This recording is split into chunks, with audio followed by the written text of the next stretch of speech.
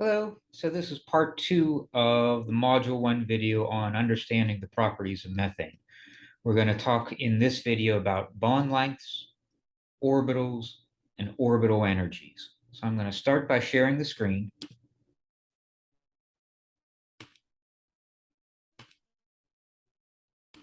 And now I'm connected here to a desktop at TCU. And so I'm going to run some calculations. Now, my first step is I'm going to open Gauss View. I have my default background for Gauss View set up to this nice white color rather than the default blue color. It's just a choice. I'm going to do a calculation on methane. I'm going to go to Gaussian calculation setup, and I'm going to do one special thing. I'm going to change the job type from energy to optimization. So here,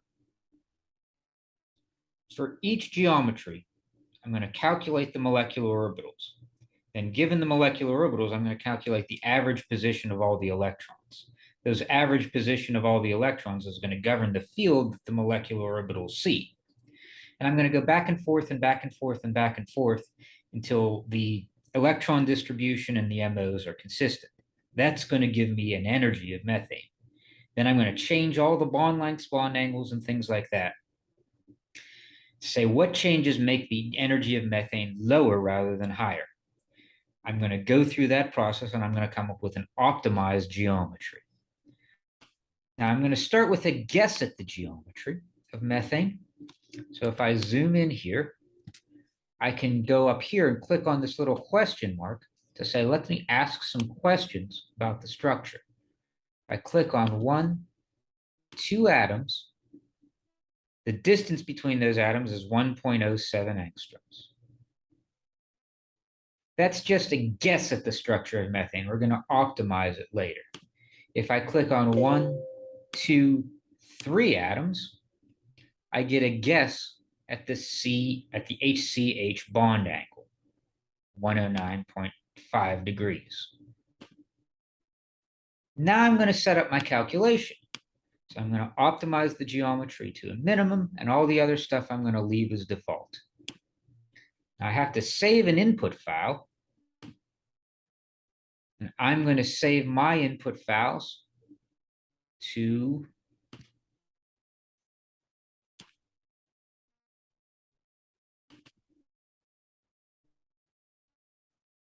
folder for this course.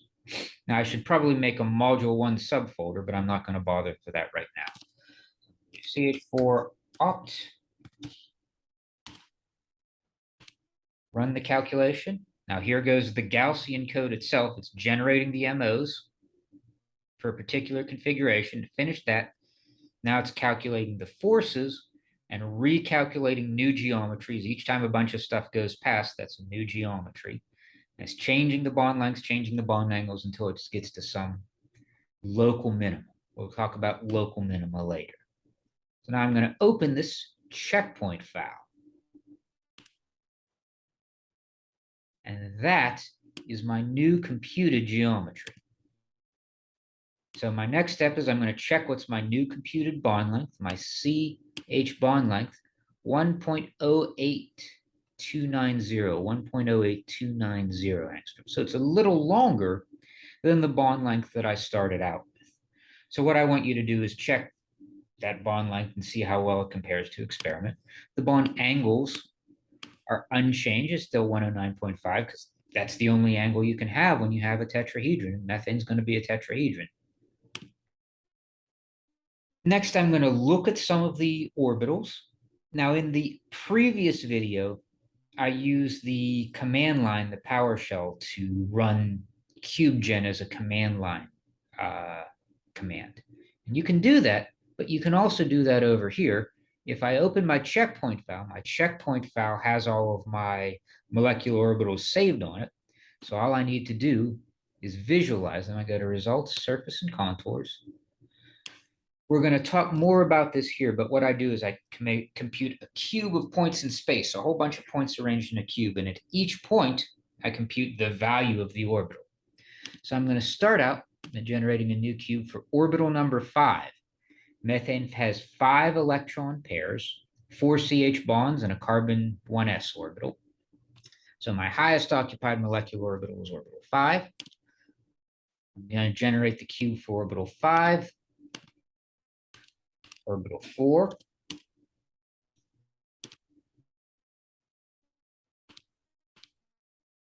orbital 3,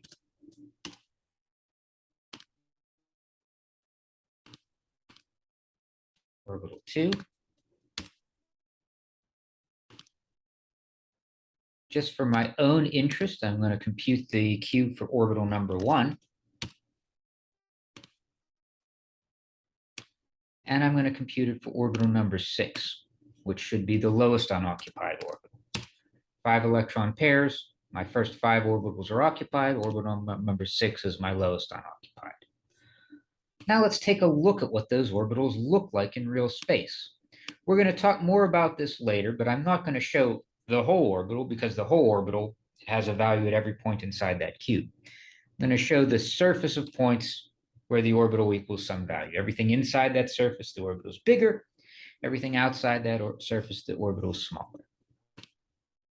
Highest occupied orbital, orbital number 5, looks like that. It's got 2 lobes.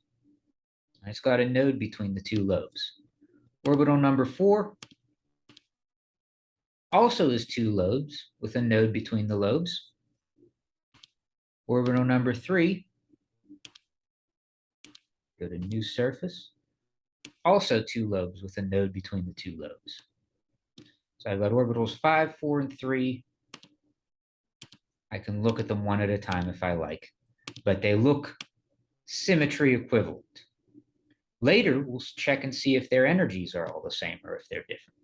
Orbital number 2, make a new surface for that. It's different.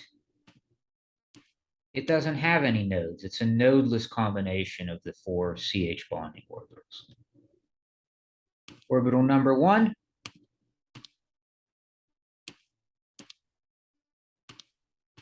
is localized to the carbon atoms, the carbon atom 1s orbital. And my lowest unoccupied orbital, orbital number 6, looks something like that. Now, remember I said orbitals number 5, 4, and 3 looked like they were symmetry equivalent. So you would think that they all have the same orbital energy. Well, how do we look at our orbital energies? Well, I go to the file that I saved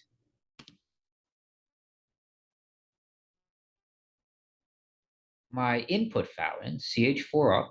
Now I'm going to go open the output file, the log file. This text file is the thing that Gaussian actually writes. So this is the output of Gaussian 16. It starts out with a bunch of details about Gaussian 16, copyright. I can scroll down. It has the citation for the code. So the list of all the people who have contributed to this version of the Gaussian code, Gaussian 16.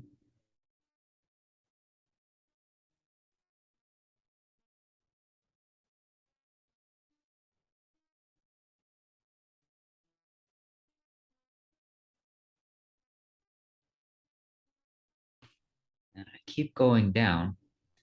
It's some technical stuff about the geometry, and it goes through a bunch of different geometries, printing out the Cartesian coordinates, Cartesian forces.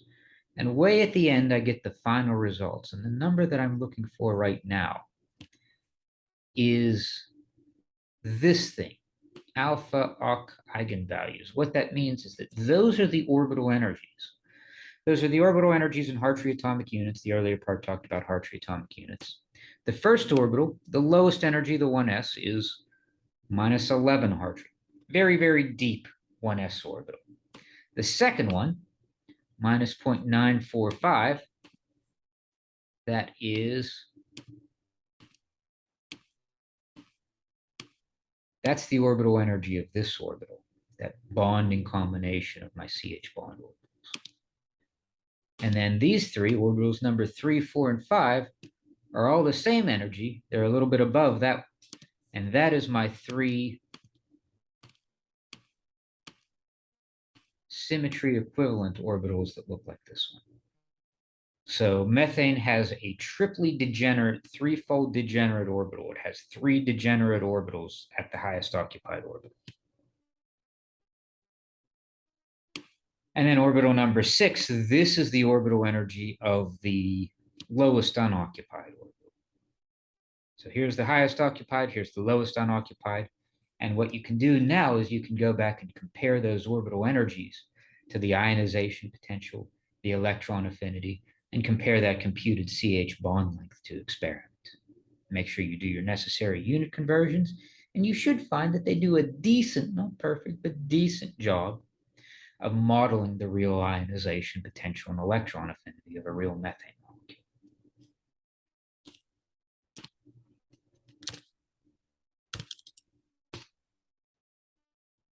And that should be all that you need to know to finish assignment number 1. So with that, let me know if you have any questions and hope you enjoy.